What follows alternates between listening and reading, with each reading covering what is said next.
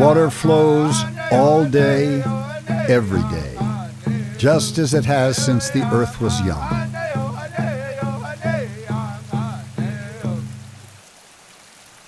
These mineral-rich waters gave rise to one of the nation's most exclusive destinations, a western hideaway that played host to presidents, tycoons, and captains of industry.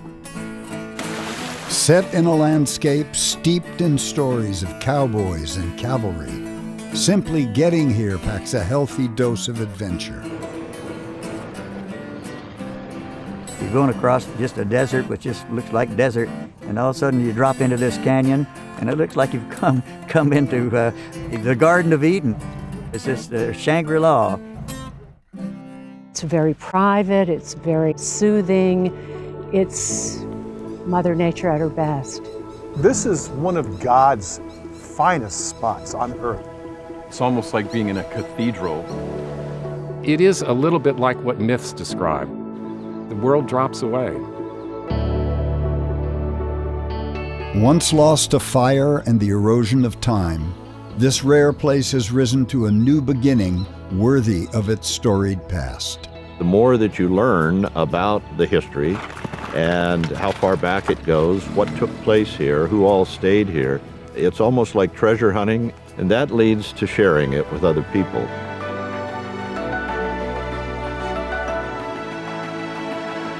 Castle Hot Springs is nestled deep in the Bradshaw Mountains of Arizona, mountains that once yielded fortunes of silver, copper, and gold.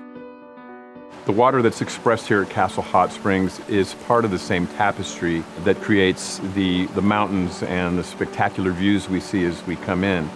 They're not two separate entities. The water reflects the chemistry of the rocks through which it flows. It's the lifeblood of Mother Earth, and we are just very fortunate to have it pop up in this beautiful place. The master architect of this spring primarily is time, lots of time. Rain fell on these mountains some 12,000 years ago and seeped deep into the ground. On its journey back to the surface, water fills the broken places in the earth. It emerges steaming hot with the purity of snowmelt. When I look at the springs, I see these deep greens and golds and ochres. It's the most stunning part of the property, and it's inspired everything here. Lithium creates kind of a purple color. Iron makes that red, rusty color. The greens here is actually biology that is flourishing as a result of the spring. Just to first step in that water, it's almost like a feeling of velvet, that water. It's so pure. And the mountains and the rocks just come down and sort of envelop you. And it's a gift that she gives us, and we really need to honor that. The Yavapai Indians used this place, as did the Tonto Apache, for hundreds of years. I'd venture that it goes even further back to prehistoric times. So far back in Arizona's past that fact is lost in myth and history fades into romance. That's how the legend of Castle Hot Springs always begins. The Yavapai people roamed over 10 million acres of Arizona. Then there was a definitive boundary line of what is Yavapai and what is not.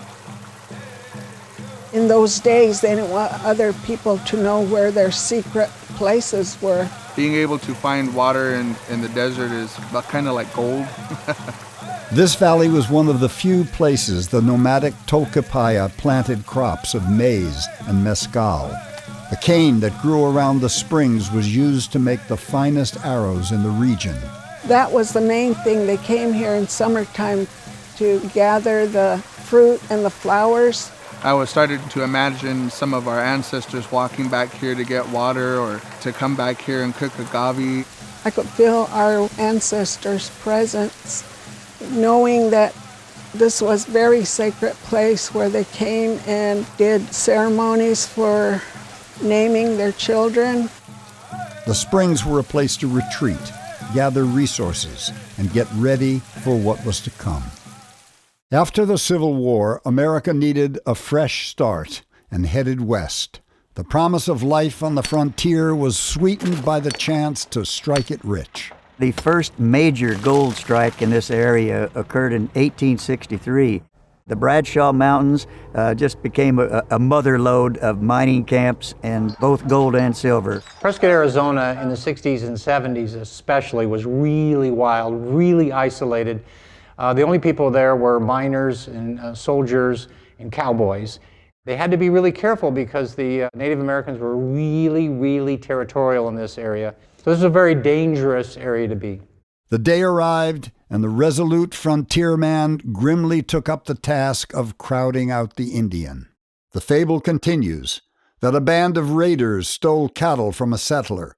In response, Colonel Charles Craig, commander of Fort Whipple, set off with a cavalry of 84 men who charged to the top of what is now known as Salvation Peak.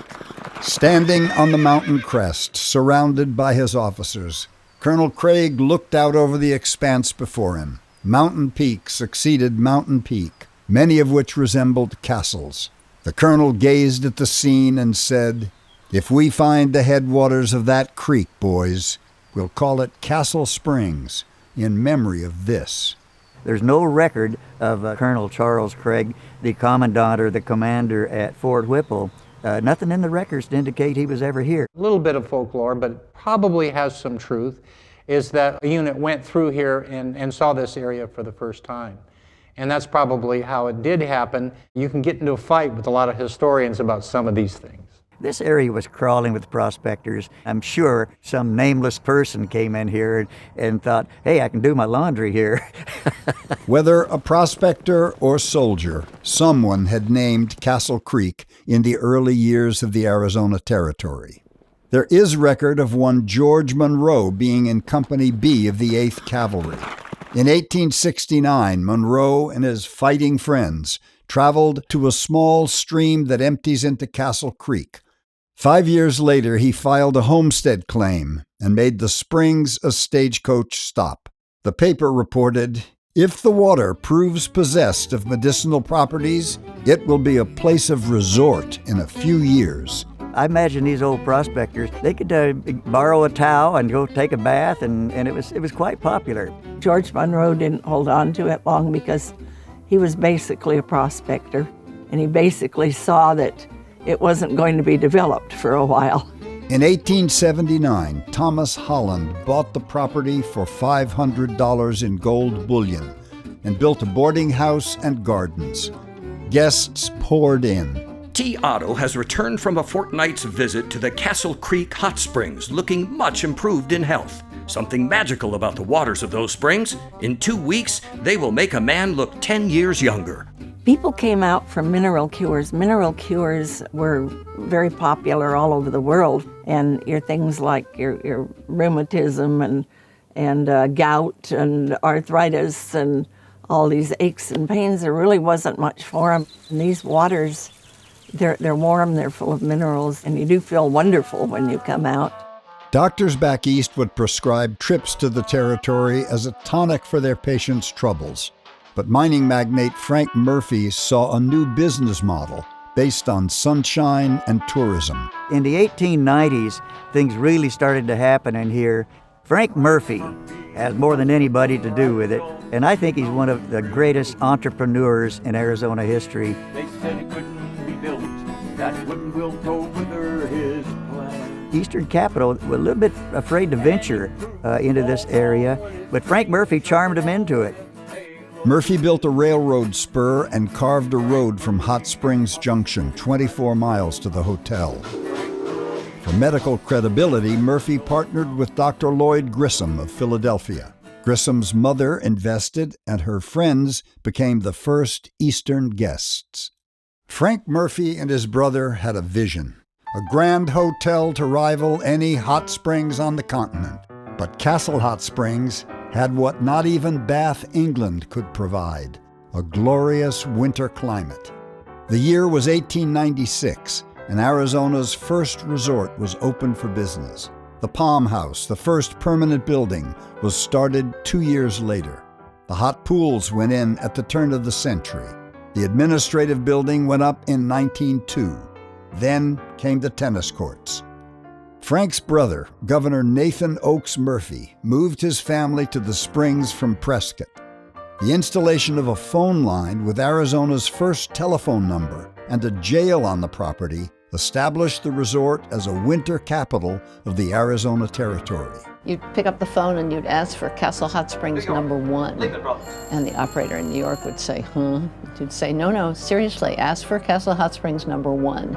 For those in search of rest and health, here are to be found perpetual sunshine, picturesque surroundings, and a well-equipped hotel with guests from all parts of the world. The air is fresh, dry, and pure. Castle Hot Springs stands alone and might well be termed a classic. It must be experienced to fully appreciate its charms. New transcontinental railroads opened the last pockets of the western frontier, and leisure travel was having a heyday. It really was a classic period, the Gilded Age of travel. You had very exotic trains with Pullman cars and people going to really incredible places like this that are out in the middle of nowhere. But that's what makes Arizona so special, is that you really gotta wanna be here if you're gonna come here. The way my grandparents came out from Wisconsin was by train. They got off the train in Morristown. The next day, they took the stagecoach from the Morristown Hotel to Castle Hot Springs, which apparently was an 8-hour ride, assuming there weren't any problems. Lickety-larrup is what comes to mind, because that's what those old timers would say. They'd say we were going lickety-larrup. It must have been quite a ride, because it's kind of iffy here and there even now. And then you come around that final corner, you see Castle Hot Springs, and it's as though you've come through a kind of sacred journey or a kind of, mythological passage to another realm where time is very different, where history is very different, where the way you experience life in the world is very different. I couldn't imagine what it was like to be in a stagecoach wearing antebellum clothing with corsets and wires poking everywhere. But that did lead to the feeling of, hey, once you get to Castle Hot Springs, take those things off and enjoy yourself. No longer a health retreat for those seeking cures for lingering maladies, the resort would now cater to the icons of the Gilded Age. Regular guests included the Rockefellers of New York, the Vanderbilts, who made their fortune in railroads. The Pews were in oil, the Astors, real estate, and the Cabots of Boston were ship merchants. For Mrs. Joseph N. Pugh of Philadelphia, 1908 marked the first of 60 consecutive winters at Castle Hot Springs. My paternal grandparents came here a fair amount in the 20s and brought their horses with them. The schedule was, and it was a very strict schedule, that you got up, you had breakfast, and then you rode all morning. And you came back and had lunch, and then you had sort of a rest. People were pretty leisurely after lunch, and then you had a walk, and then you pretty much used up the day. My favorite photo hanging in the spring bungalows depicts a woman laying on a diving board in one of the pools, and she has this beautiful 1920s bathing suit and cropped hair, and I want to be her. Let's just put it that way. It's so idyllic.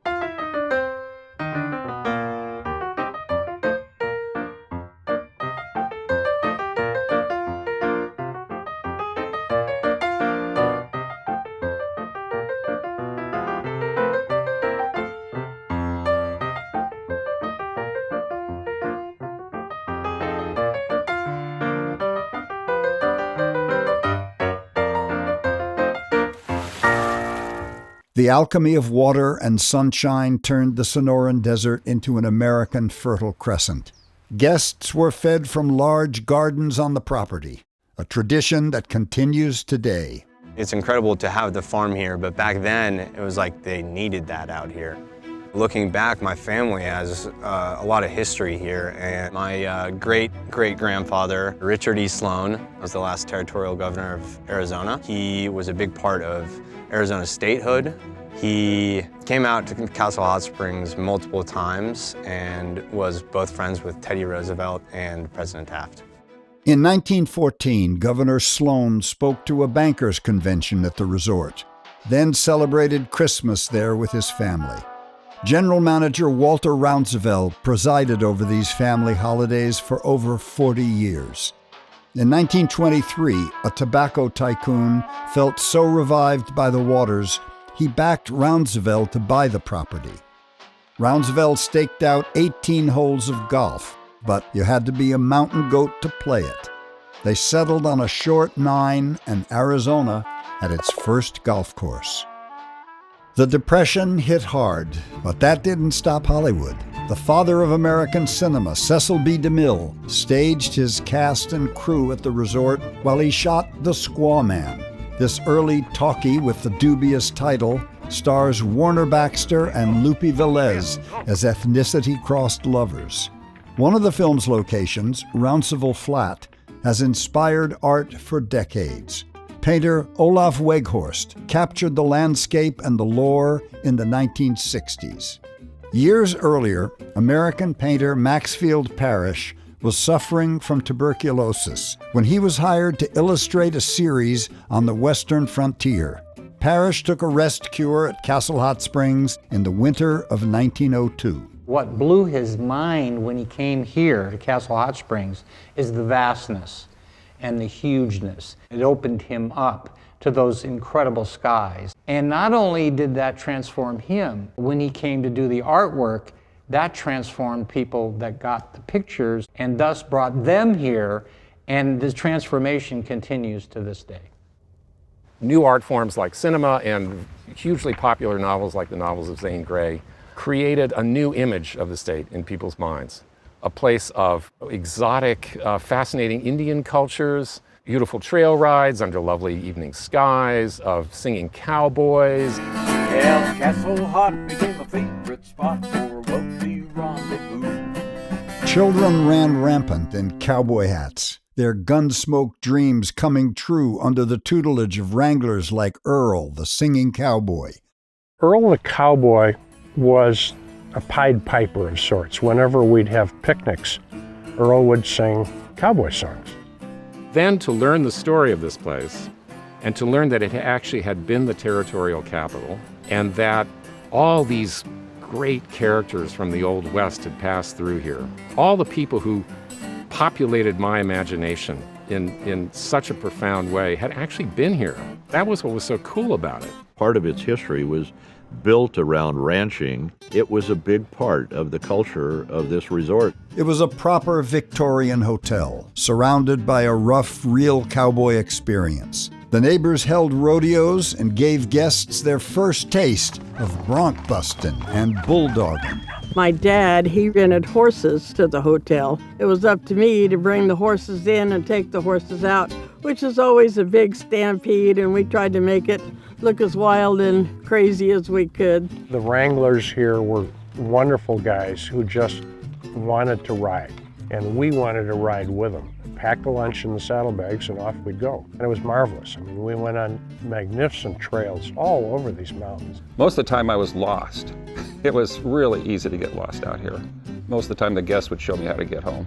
It was up and down the mountains. It was not over fences and over flatlands. When you're riding here, you have to have a chest strap across the chest of the horse so that your saddle doesn't slide off as you're going up a steep mountain. You could go for miles and miles and miles. And there's lots of petroglyphs, cave writings, all kinds of stuff. I mean, there's mountain lions, there's bobcats, there's everything. It's pretty wild here, still. It was exciting. It was terribly exciting. It was just an all-out adrenaline rush. Somebody's horse would be bucking and getting in the cactus, and then it just gave a fabulous story to tell. It gave them fabulous memories. The dinner rides take people out, do a long ride, and then circle back around, and you came back to what was known as Rounceville Flats. The chef would have everything ready there and cook steaks to order. Taking it easy, living life freely, under a desert sky. Mostly, I think we influenced the hotel more than they influenced us, because our lifestyle went on, and they just sort of melted into our lifestyle when they came.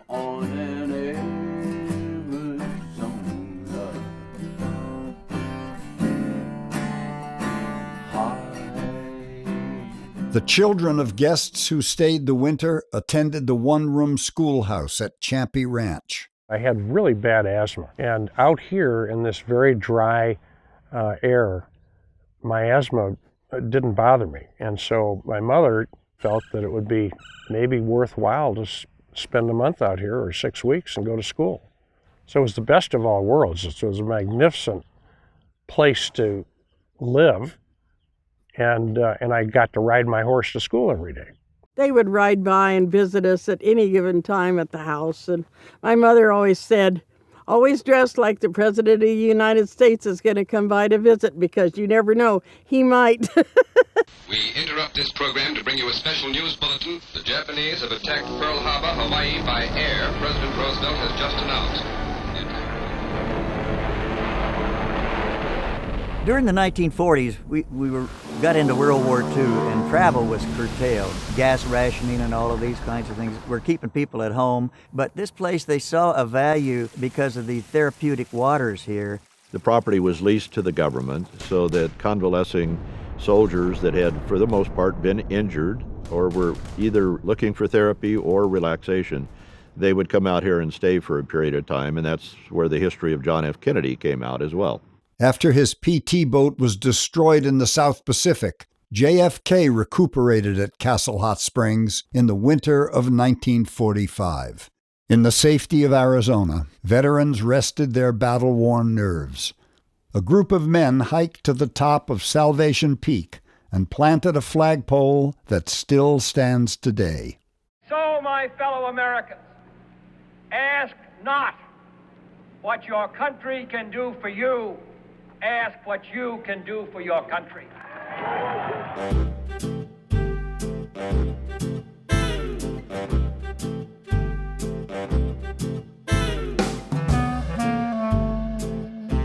Post-war prosperity filled Castle Hot Springs with guests again.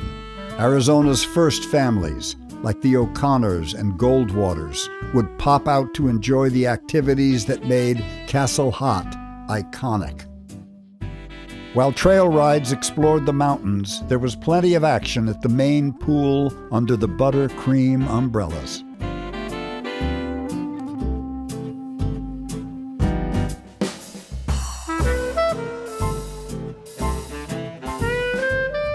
I think the charm of the place was just how relaxing it was.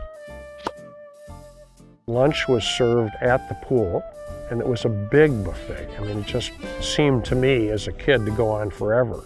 The women would have hat contests, and my grandmother would always create these crazy-looking hats. It just took you away from what was your everyday life in the perfect sense. And in those days, the bathhouses were up at the pools, and that's where you had your massages up there. Wonderful old Swedish-type ladies that were very strong, and the massage was very crisp. Castle Hot Springs was old-fashioned even 50 years ago. The dining room was very basic, white tablecloths, black chairs, very starched waitresses, and there was always a cocktail hour, of course.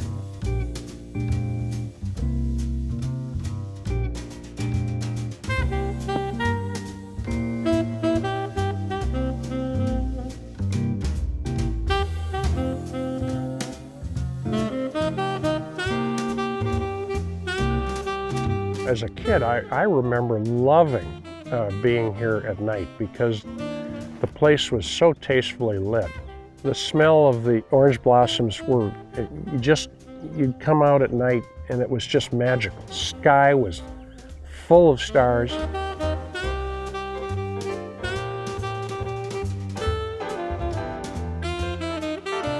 I met some real interesting people here. These are all people mostly from the East Coast. A lot of them from the Michigan area. They were automobile people. The heirs of oil and railroad moguls were now chairmen of the companies that made America's cars, beer, and soap. The families behind Procter & Gamble, Schlitz, and Ford Motors came season after season. When Walter Rounceville was ready to retire, a group of families bought the resort with the caveat that he remained their host. My father was a self-made entrepreneur, ran his own Fortune 500 company. He didn't have very many opportunities to relax. When we came up to Castle Hot Springs, I could watch the change come over him. We spent many hours just sitting and talking in a way that we really couldn't down in the city. One of my fondest memories is sitting in the hot pools with him in the evening, just the two of us, talking about everything under the sun. And talking about it, just looking up at those beautiful rocks, cliffs above us. It was a wonderful, wonderful time for the two of us to connect. Postcards and letters from guests described being able to listen to the silence. Red Dupree, chairman of Procter & Gamble, wrote, "After a visit, when I'm back to my desk, I feel fit and completely refreshed. I feel like a new person and look forward to being with you again." The resort was in an upswing. The new owners, May Sue and Franz Talley, also owned the venerable Biltmore Hotel in Phoenix. Castle Hot Springs benefited from a facelift and crossover of fine staff.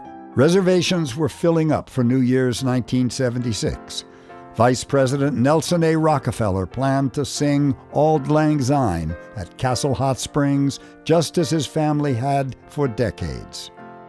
But in the early hours of Saturday, December 11th, the security guard woke up everyone on the property. Bill Brown handed me a hose and told me to go down below the hotel. There was a kind of a crawl space big enough to stand up in. Once I got down with the hose and saw where it was all engulfed underneath, and there was no way they were going to be able to stop that. It was going to go. Let's just get people out. After a while, you just had to back up and get away from it. In the morning, it was just a pile of rubble. Such a horrible shock when we opened the paper and saw that Castle Hot Springs had burned down. The Palm House, the focal point for the property, was reduced to ashes. Gone was the dining room, the barber shop, the prized Navajo rug collection, along with 48 guest rooms. We usually stayed in the Palm House, and we had a lot of memories in that particular building. And you just shock and such disappointment. My brothers and I, the three of us, went into a great funk that something very special had gone, and it was gone forever. My family was devastated. It had survived the frontier era. It had survived the growth of the new state. It had survived the post-war boom. It was intact and pristine, and now it was gone. Just like that. To have that all gone in one evening, it was devastating. And nobody knew what they were going to do. You know, the next day, what are you going to do? You got no home, you got no job.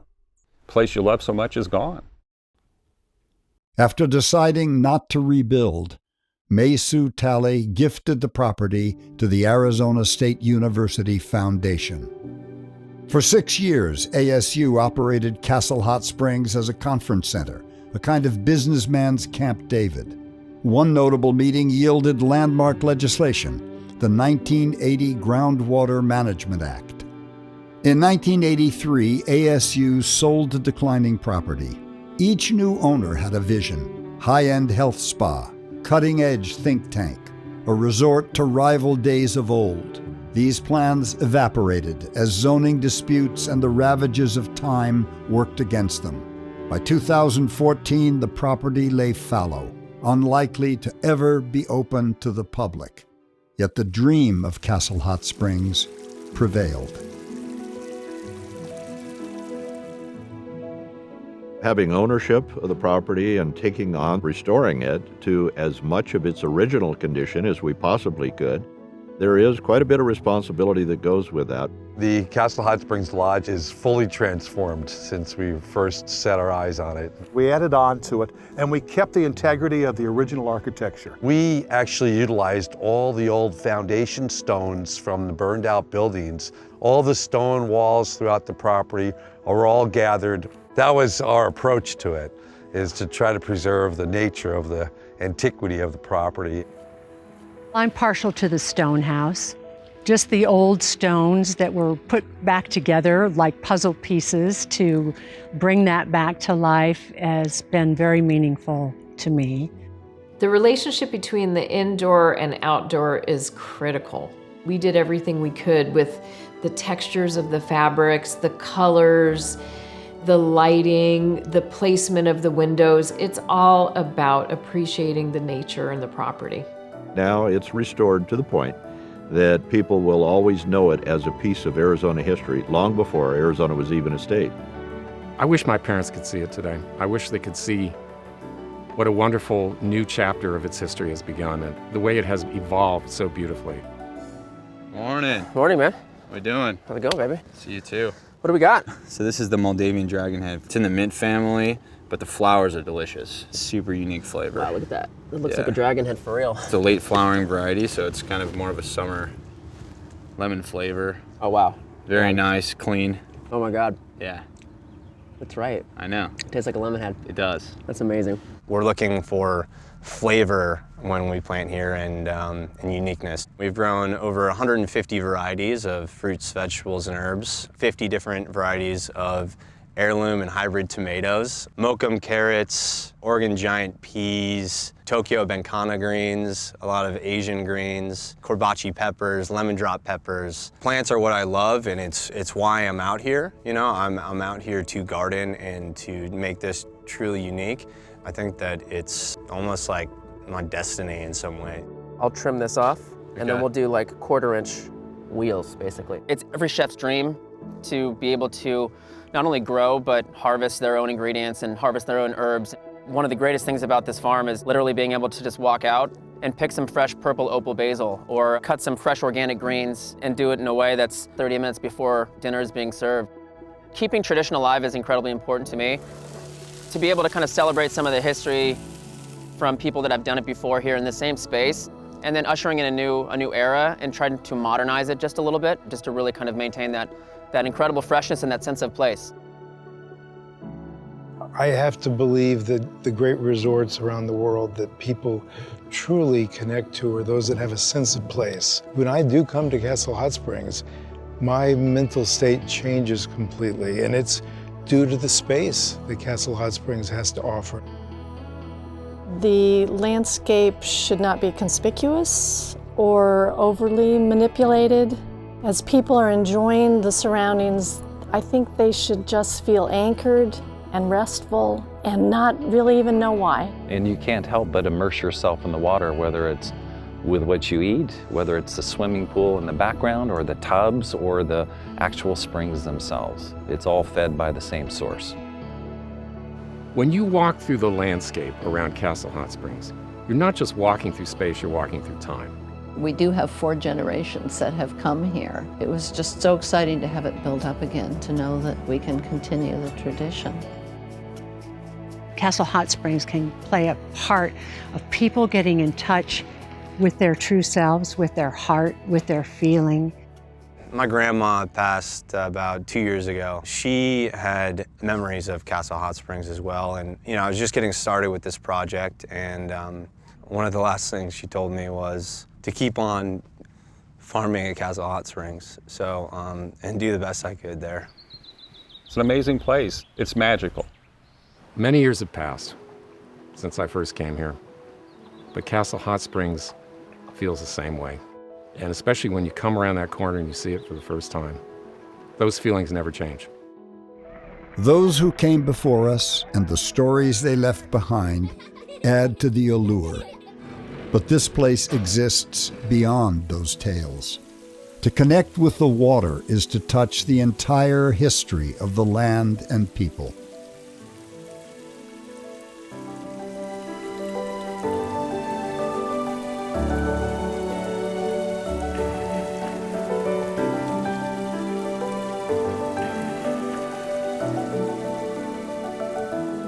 Lauren Isley once said, if there is magic anywhere on this planet, it's contained in water.